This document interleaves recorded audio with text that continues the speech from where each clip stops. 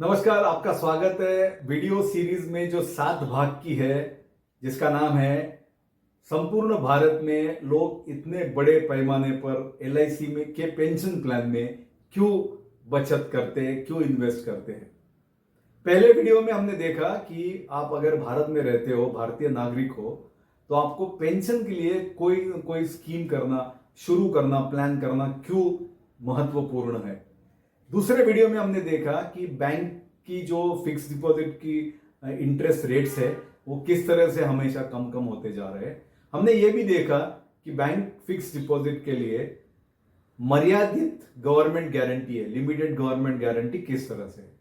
तो आज तीसरे वीडियो में हम आज बात करने वाले हैं कि जैसे जैसे आपकी आयु बढ़ती है या बढ़ने वाली है, वैसे वैसे बैंक फिक्स डिपॉजिट मैनेज करने के लिए क्या क्या कठिनाई आपको आ सकती है।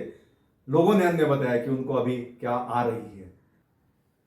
नमस्कार, मैं हूं विवेक गोडसे, लाइफ इंश्योरेंस एजेंट पिछले 39 साल से, BNI senior support director, trainer, और आपका स्वागत है हमारे यूट्यूब चैनल में आई विवेक गोडसे। सबसे पहले मैं आपको बता दूं कि मेरे एक बहुत ही पुराने क्लाइंट है, आदरणीय मुरलीधर अरोरा जी। इनका एज 2025 में 84 के आसपास है, 84। लेकिन इनका रिकॉर्ड रखने का जो काम है वो किसी दूसरे दुनिया से है, बहुत अच्छा है। मैं इनको पिछले 30 साल से जानता हूं और इन्होंने अपनी फैमिली के लिए मुझसे 50 से ज्यादा इंश्योरेंस पॉलिसीज खरीदे हैं और हर साल ये मुझे पोस्ट डेटेड चेक देते हैं पूरे साल के लिए। तो मैं जब उनको पोस्ट डेटेड चेक लेने के लिए जाता हूं, मिलता हूं, तब हर बार मैं आश्चर्यचकित होता हूं, क्योंकि उनका एक छोटा डायरी उन्होंने मेंटेन किया है। उसमें छोटे छोटे अक्षरों में सारी पॉलिसी के डिटेल्स लिखी है, पॉलिसी कब खरीदी, कब खत्म होने वाली है, प्रीमियम कितना है, वगैरह वगैरह। और मैं तो अपना कंप्यूटर स्टेटमेंट लेके उनके पास जाता हूं, लेकिन उनको उसकी जरूरत नहीं। उनको एग्जैक्टली पता है कि कितने चेक देने हैं, कौन से अकाउंट से देने हैं, क्योंकि कुछ चेक वो एचयूएफ से देते हैं, कुछ इंडिविजुअल से देते हैं। बेटी का अलग है, बेटे का अलग है, उनकी बहू का अलग है। मैं अगर उन जो वो अभी वो जितने फिट है, अजाइल है, मैं उससे अगर 50% भी रह पाया जब मैं 80 साल 84 साल का हो जाऊंगा, तो मैं भगवान को धन्यवाद दूंगा। एक बात और है कि वो जैसे अंग्रेजी में कहते हैं कि वो साहब he is an exception proving the rule. तो ये ऐसे व्यक्ति है कि जो आमतौर पर हम नहीं देख सकते और ज्यादा करके लोगों को कठिनाई होती है मेंटेन करने के लिए। तो कौन कौन सी कठिनाई होती है उनको? सबसे पहली ये है कि उनके फिक्स डिपॉजिट जो है, लोगों के फिक्स डिपॉजिट अलग अलग बैंकों में होते हैं। एक बैंक वो था जहां पे आपका सैलरी अकाउंट था, दूसरा बैंक वो है जो आपका जो ऑफिस था या दुकान था जहां पे आप काम करते थे उसके नजदीक है। एक वो है जो आपके घर के नजदीक है। एक और हो सकता है जहां पे आपके रिश्तेदार काम करते थे और उनके लिए आपने फिक्स डिपॉजिट किया। अच्छा, एक बात और है कि सारे फिक्स डिपॉजिट के जो शुरू का तारीख और रिन्यूअल डेट जो है वो एक जैसा नहीं होगा।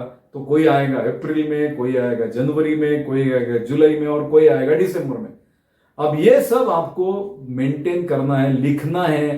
तो आप, कुछ लोग एक्सेल फाइल बनाते हैं, कुछ डायरी में लिखते हैं, लेकिन ये उतना आसान तो है नहीं, इतना तो पक्का है।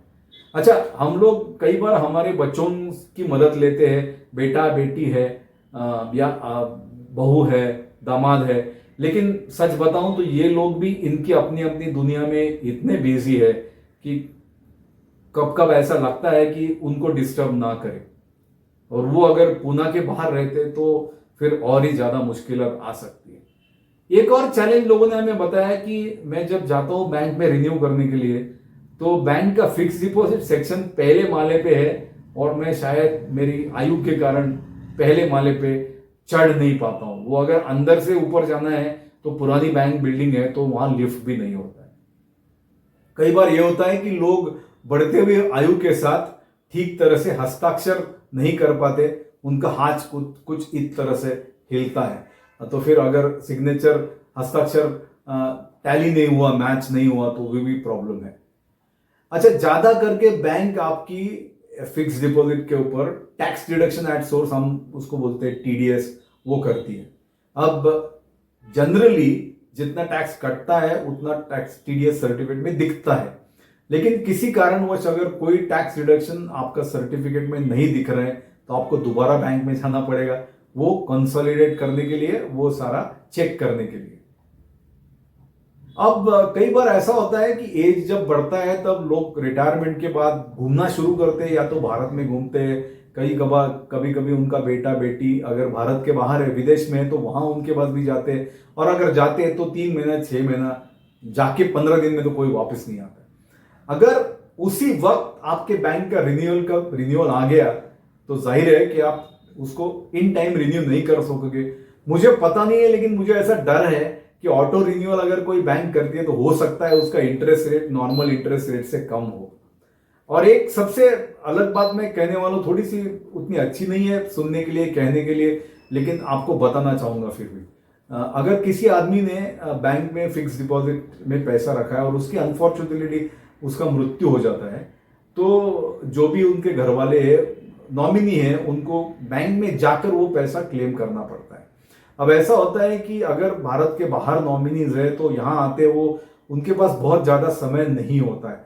जब तक वो भारत में है तब तक बहुत बार जो डेथ का सर्टिफिकेट है वो नहीं मिलता है। जब तक वो नहीं मिलता है तब तक बैंक आपके एप्लीकेशन शायद नहीं ले सकेगी।